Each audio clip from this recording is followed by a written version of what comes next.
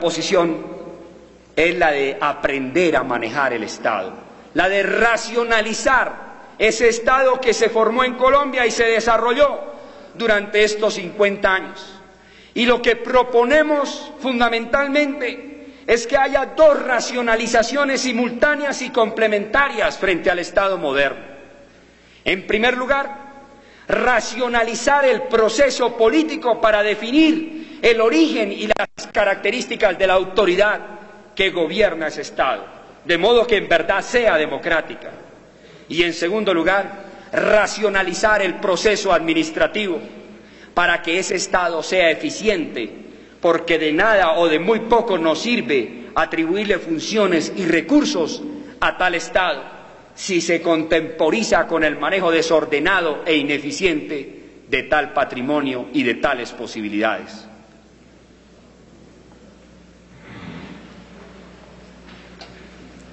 Precisamente porque creemos que el país se encuentra en una encrucijada especial, hemos hecho un llamamiento por encima de los partidos de manera directa al pueblo, porque consideramos que los partidos en Colombia, mientras no demuestren lo contrario, perdieron la noción del Estado y perdieron la conciencia de sus responsabilidades en la interpretación de la sociedad y se convirtieron en organizaciones y poderes paralelos al Estado y a la sociedad, sin capacidad verdadera de dirección y organización del Estado y sin capacidad verdadera de representación de la sociedad.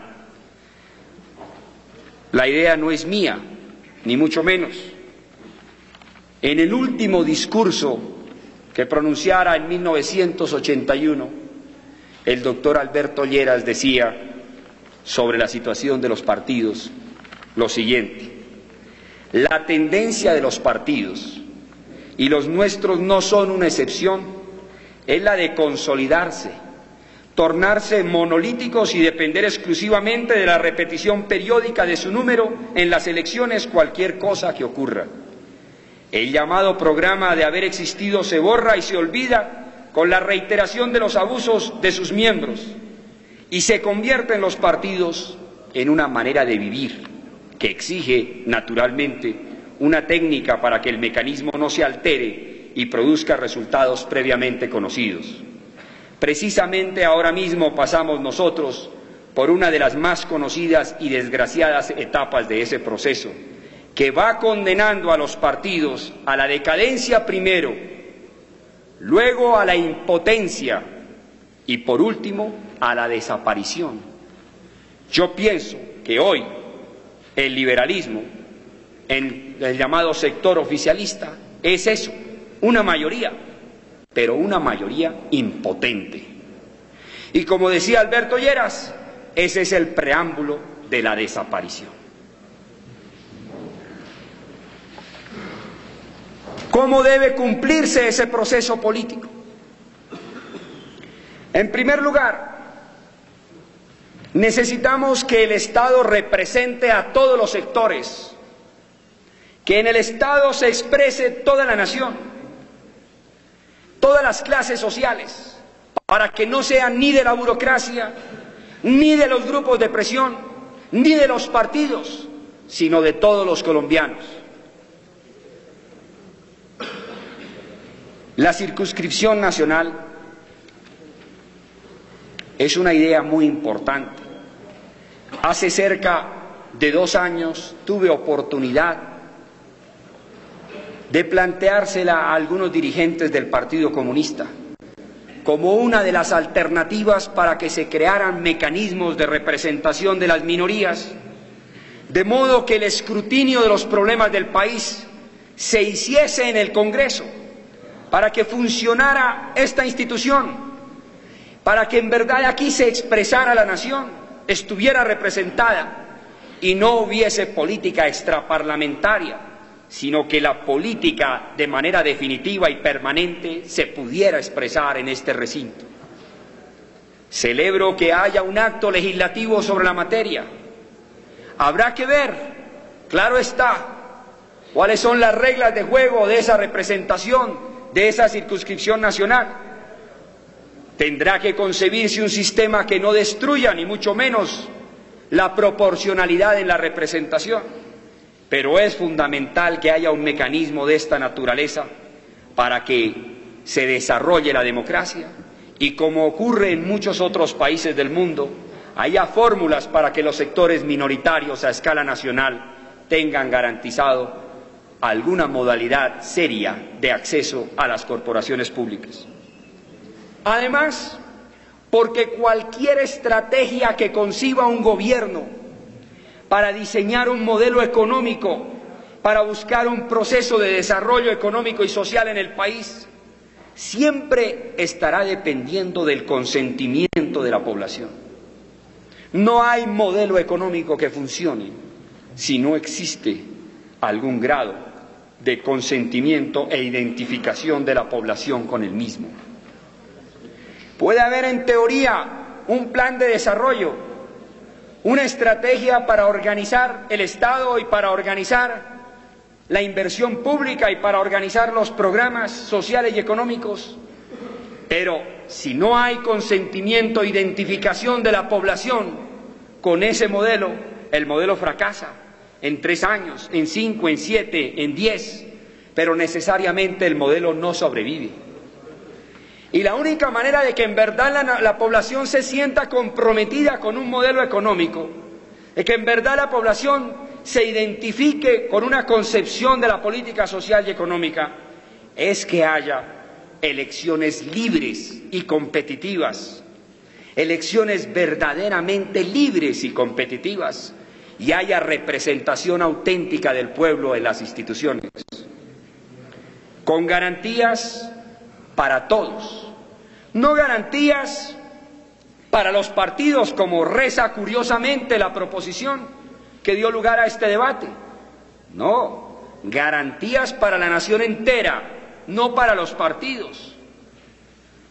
Para los partidos en la medida en que están dentro de la nación, pero garantías para todo el pueblo, garantías para todos los sectores, garantías que se expresan en cosas como las que se han mencionado en la reforma política desde hace varios años y que en parte han tenido un desarrollo durante estos años, pero en donde hay pendientes definiciones fundamentales. La televisión, por ejemplo, no está hoy en las condiciones en que estuvo en 1981. Eso hay que reconocerlo.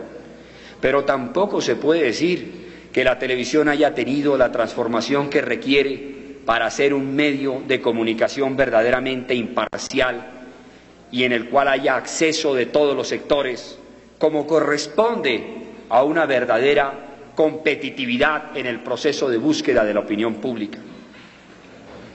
En 1982 se estableció, por una investigación realizada en varias universidades, que entre marzo y mayo tuvieron acceso los candidatos presidenciales a la televisión en la siguiente forma.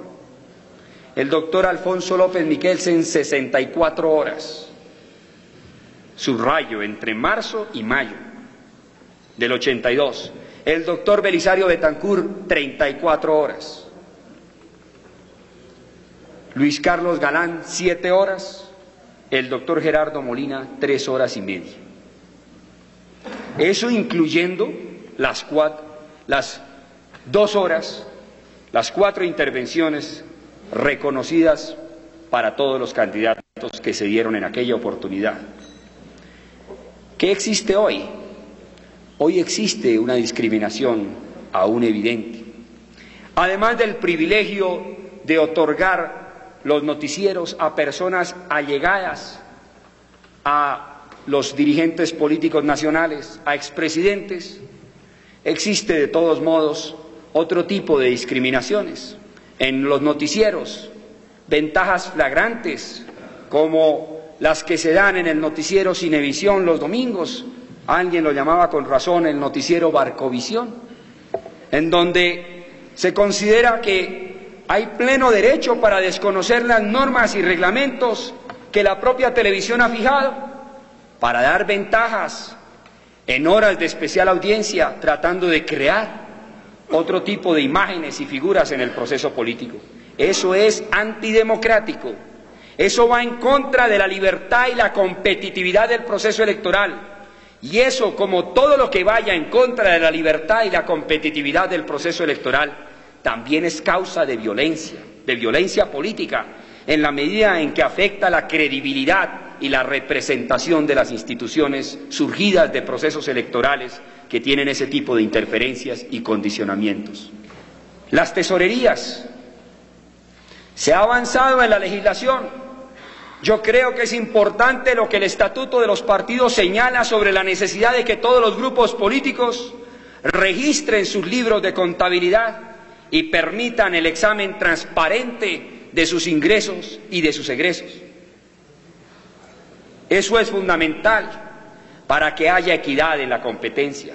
No podemos decir que tenemos un sistema democrático libre y competitivo en el cual unos grupos políticos llegan a invertir hasta 40, 50 y 60 millones de pesos para financiar la campaña de un solo senador, mientras que otros sectores políticos no pueden tener ni la décima ni la vigésima parte de un presupuesto de esa naturaleza para sus propias campañas. Eso debe ser reglamentado y debe ser definido en forma más precisa y exacta, por lo menos que haya, como se pretende por el Estatuto de los Partidos, transparencia en la verificación de esas tesorerías, o de lo contrario la democracia no puede avanzar, o por el contrario la democracia es una ficción, es un artificio, y nadie tiene entonces por qué sorprenderse que haya de nuevo sectores que acudan a la violencia porque se sienten a su turno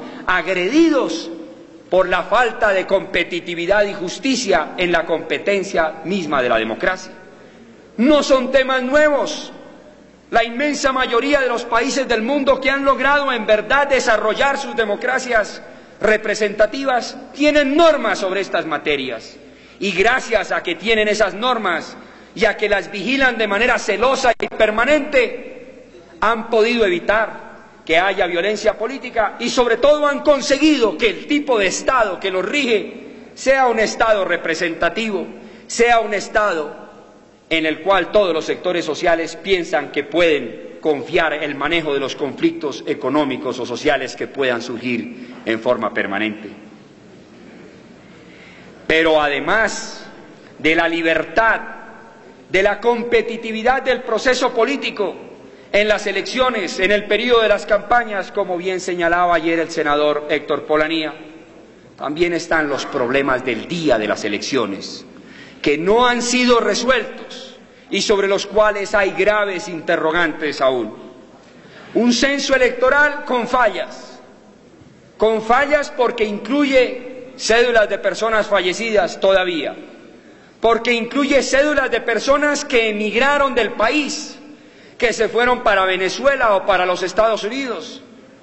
La cantidad de colombianos emigrantes en los últimos 20 años fácilmente supera los 2 millones de personas. Buena parte de esas cédulas están dentro del censo electoral sin que se haya dado el paso verdadero y definitivo de lograr que el censo electoral sea limpio, transparente, auténtico en la representación de las personas con derecho al sufragio en el país. No hay cruces.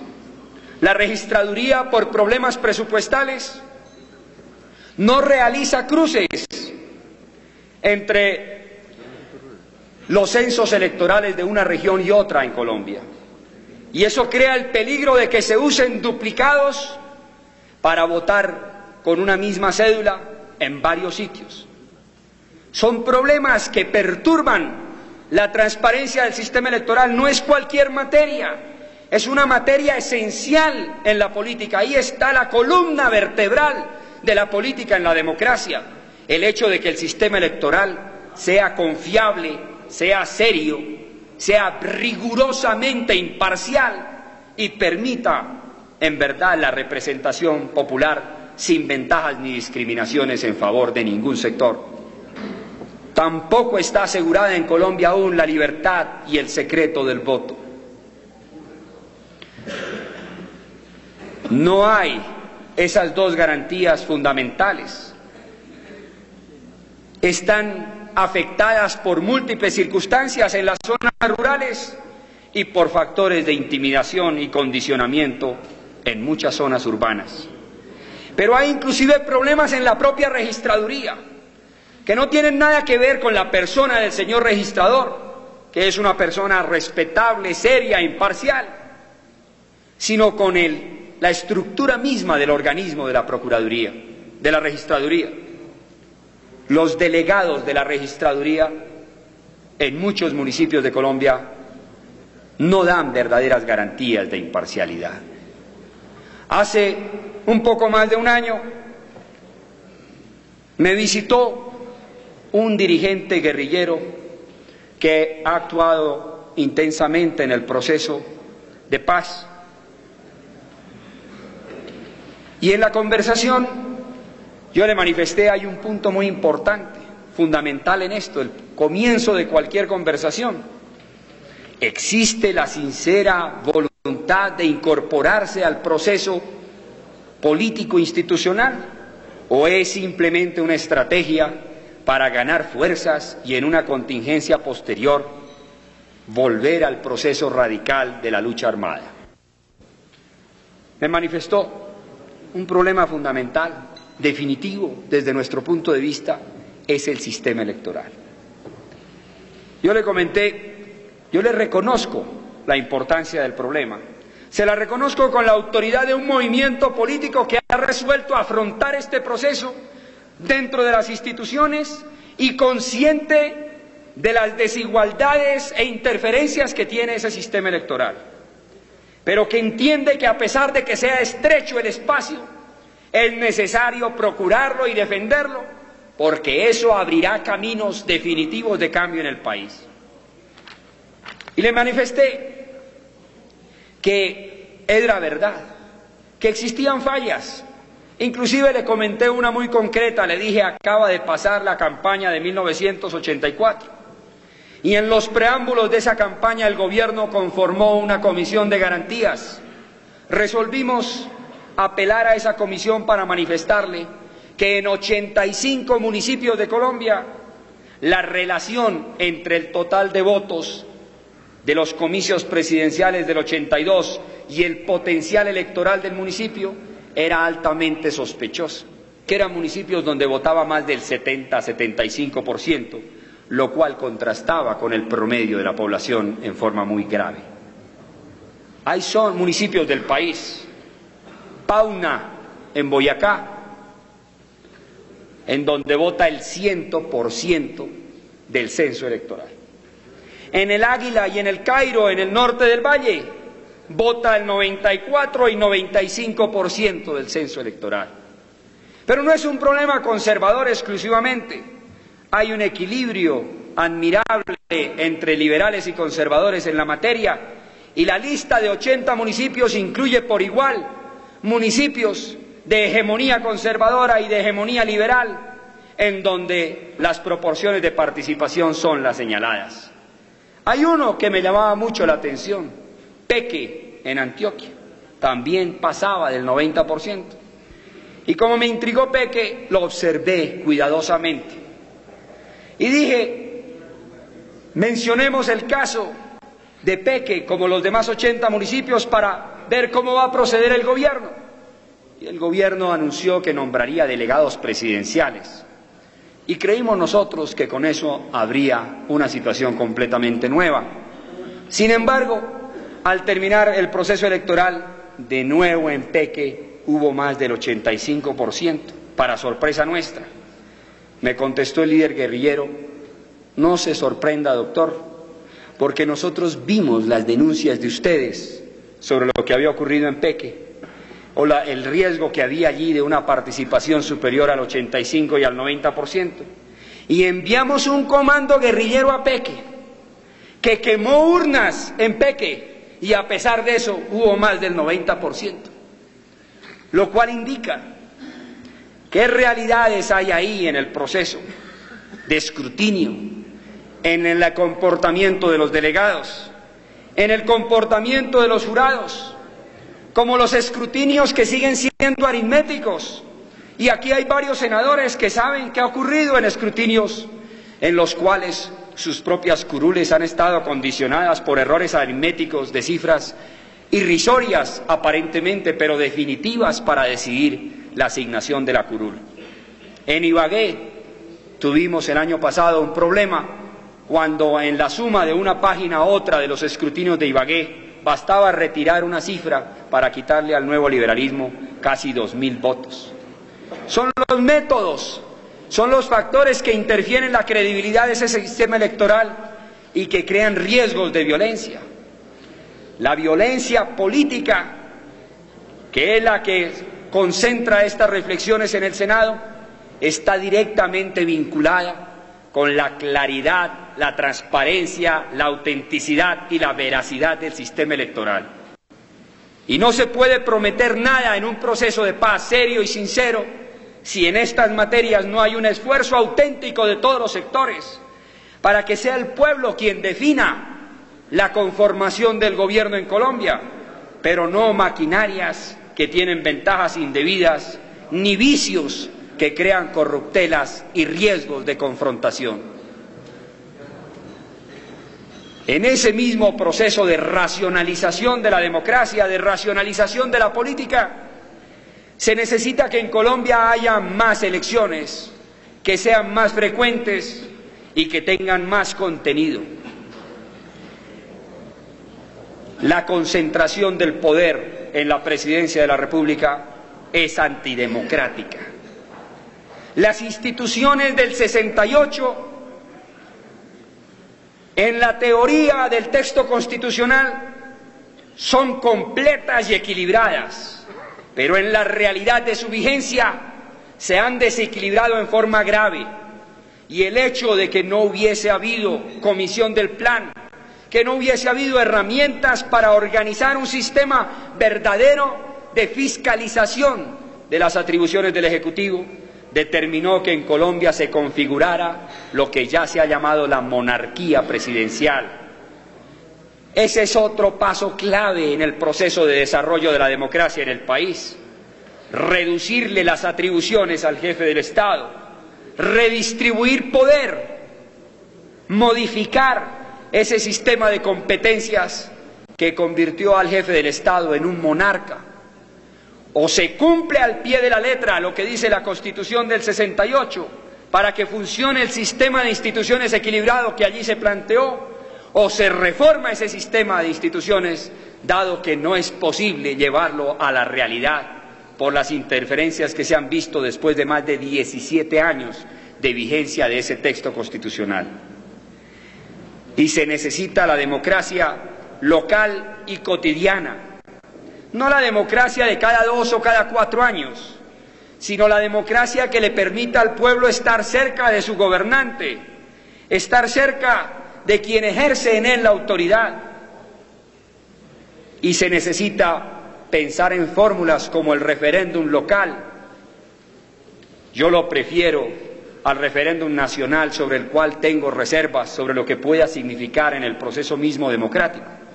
Así como creo que el referéndum nacional puede no ser una herramienta verdaderamente democrática, sino un instrumento de manipulación grave del poder y de las instituciones, pienso que el referéndum local es indispensable para la vinculación del ciudadano a decisiones que afectan constantemente su existencia.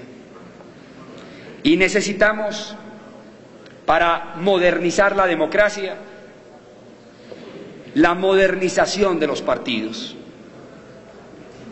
Partidos que ya no solo pueden reflejar ideologías, sino que en verdad reflejan intereses que son cada día más complejos y más heterogéneos en la sociedad contemporánea.